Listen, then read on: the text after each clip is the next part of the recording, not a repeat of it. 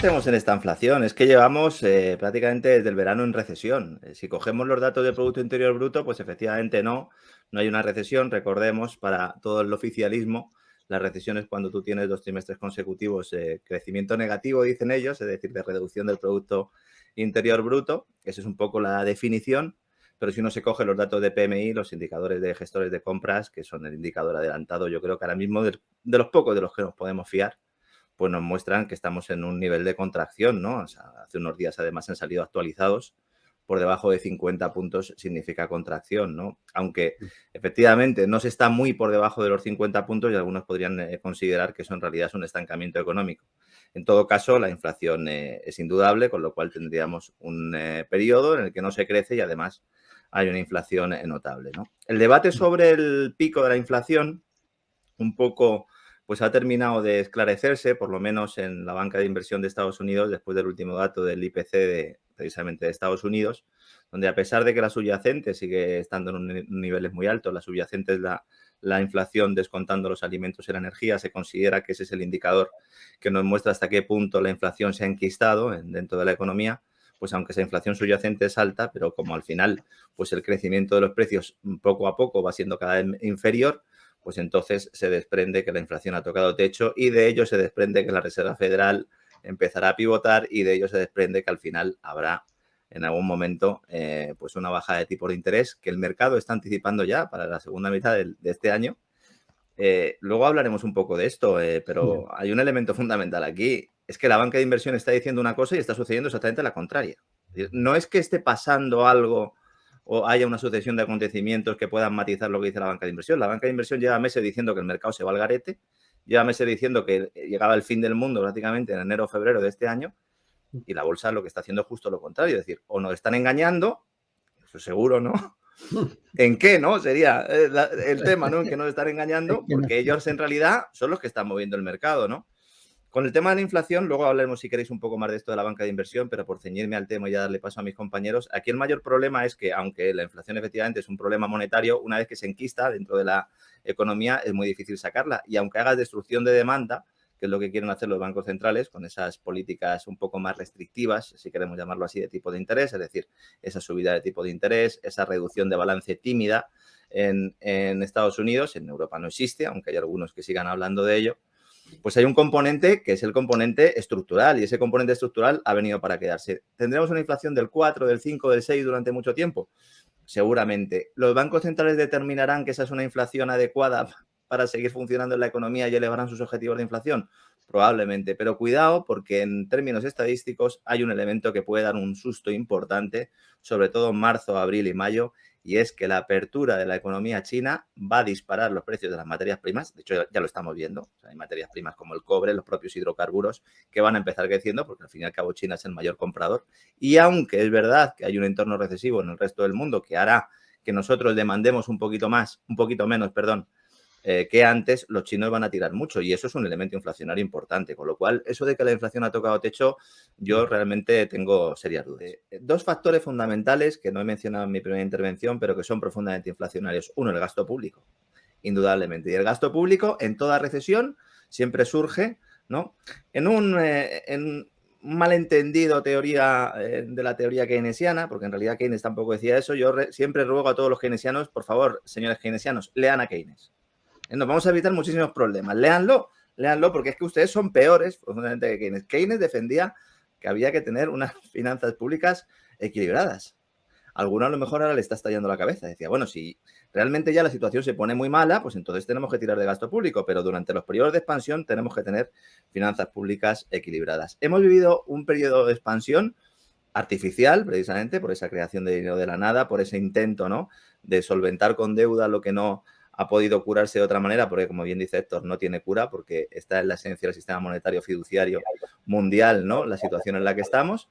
Pero hemos llegado a un punto en el que, a pesar de esos crecimientos espectaculares, los estados siguen siendo profundamente deficitarios, ¿no? Con lo cual hay un problema estructural. Es decir, si tú no eres capaz, cuando estás en una época de vacas gordas, de guardar dinero para cuando vengan vacas flacas, en ninguna manera luego puedes utilizar el periodo de vacas flacas para expandir tu gasto. Y se va a hacer. Es más, se está haciendo ya.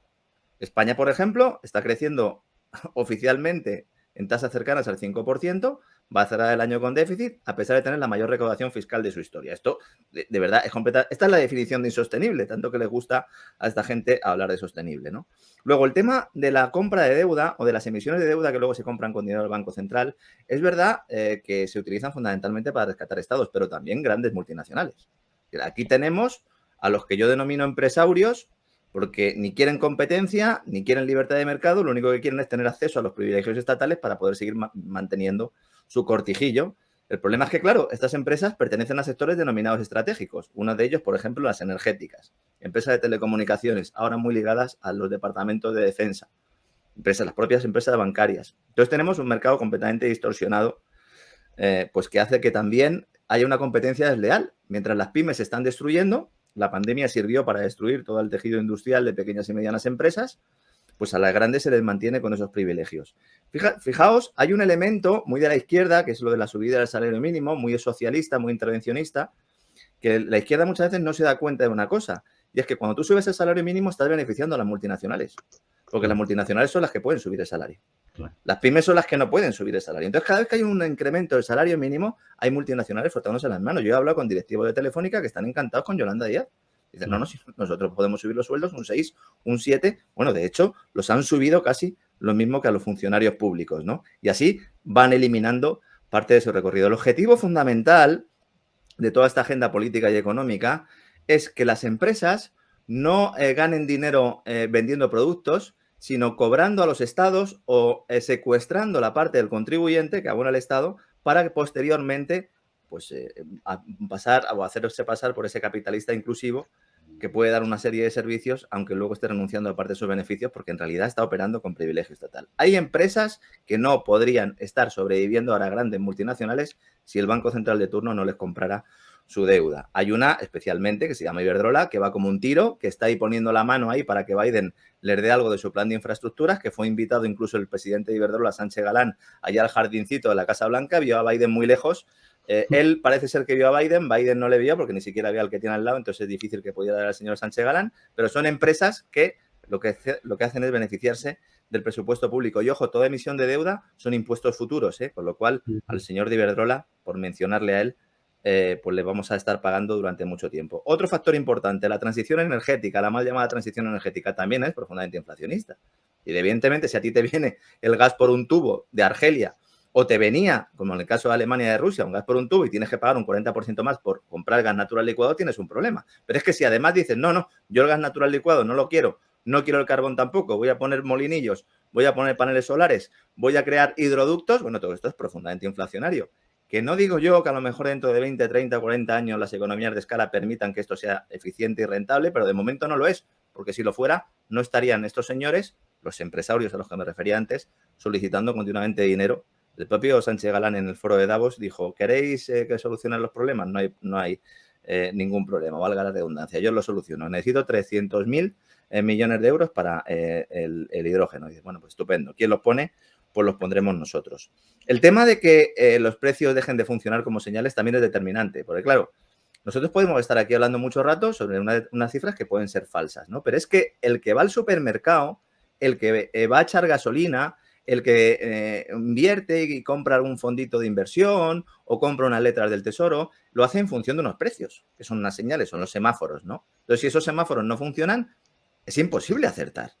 Entonces, nuestras decisiones de consumo, de ahorro y de inversión están viciadas, están distorsionadas por esa intervención tan manifiesta que ha hecho que los precios dejen de ser señales, ¿no? Y se da la paradoja de que al final esos mismos precios son los que tienen que servir a la banca central, que son los planificadores centrales, los planificadores que tienen que determinar si pisan el acelerador o pisan el freno, pues esos precios son los que, en teoría, pues les sirven a ellos de guía, unos precios que, insisto, están completamente denostados, ¿no?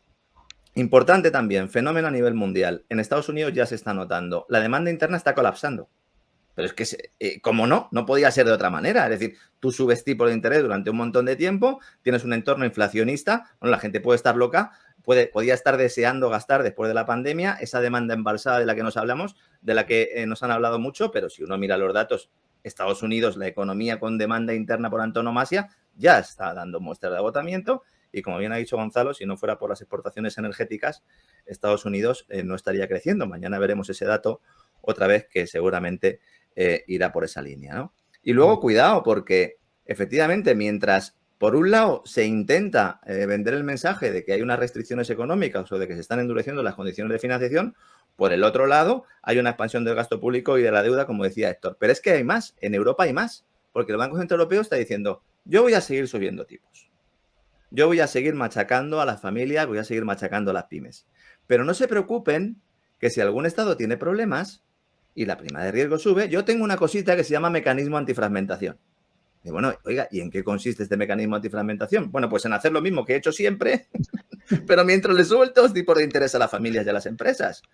Y entonces alguno dirá, dice, bueno, yo no estoy muy endeudado, yo tengo unos ahorritos, a mí me beneficia que suban los tipos de interés. Pues no, señor, porque usted va al banco y el tipo de interés le está remunerando al 1%, porque son un cártel, exactamente igual que la OPEP, son un cártel que se ponen de acuerdo para no remunerar esos depósitos. Entonces, están muertos, no puedes hacer nada. Y ese es otro de los problemas, estamos atados de pies y manos. Ni siquiera el ahorrador, que en este contexto tendría que beneficiarse, porque cuando suben tipo de interés se beneficia el ahorrador, igual que cuando bajan, es el perjudicado en este caso, ¿no? Pues aquí todos somos perjudicados. Esta debe ser la nueva normalidad, ¿no? Que nos venden los de